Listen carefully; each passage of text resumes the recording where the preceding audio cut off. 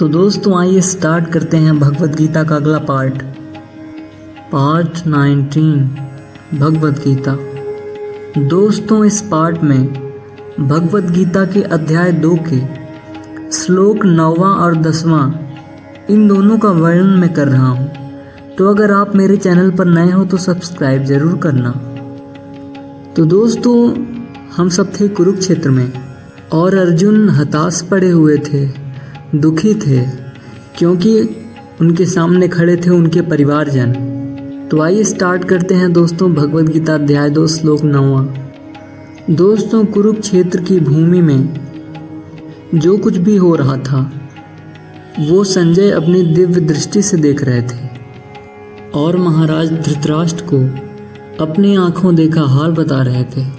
तो अब संजय बोलते हैं, संजय उवाच एव मुक्त्वा ऋषिकेशं गुडाकेशः परन्तप न योत्स्य इति गोविंद मुक्त्वा तूष्णीं बभूवः।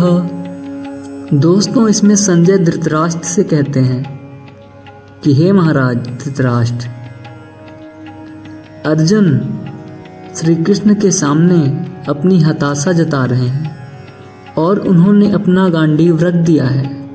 दोस्तों गांडीव अर्जुन के धनुष का नाम था और अर्जुन कह रहे हैं कि मैं युद्ध नहीं करूंगा, युद्ध ना करने की हताशा जता रहे हैं अर्जुन।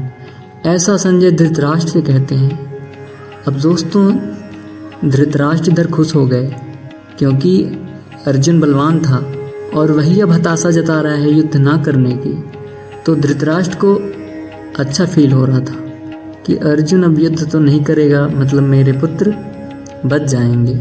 दोस्तों कहा जाता था कि अर्जुन ने नींद पर विजय प्राप्त कर ली थी। अर्जुन निद्रा विजयी था, मतलब जब अर्जुन की इच्छा होती थी तभी उसे नींद आती थी और वह बिना सोए बहुत दिनों तक रह सकता था। उसका अभ्यास हो गया था, इसीलिए उसे निद्रा विजयी कहा जाता है। लेकिन कुरुक्षेत्र भूमि में अर्जुन मोह विजयी नहीं हो पाया।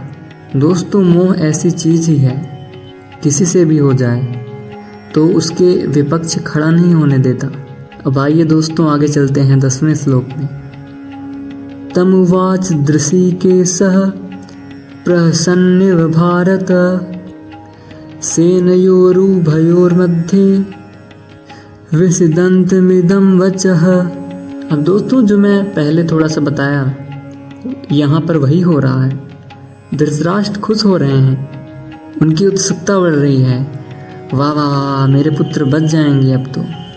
अब संजय बताते हैं कि हे भरतवंशी धृतराष्ट्र, कुरुक्षेत्र में दोनों सेनाओं के बीच में शोक करते हुए अर्जुन एक तरफ और दूसरी तरफ मुस्काते हुए अंतर्यामी श्री कृष्ण, मतलब एक तरफ डरा हुआ अर्जुन और दूसरी तरफ त्रिकालदर्शी श्री कृष्ण है।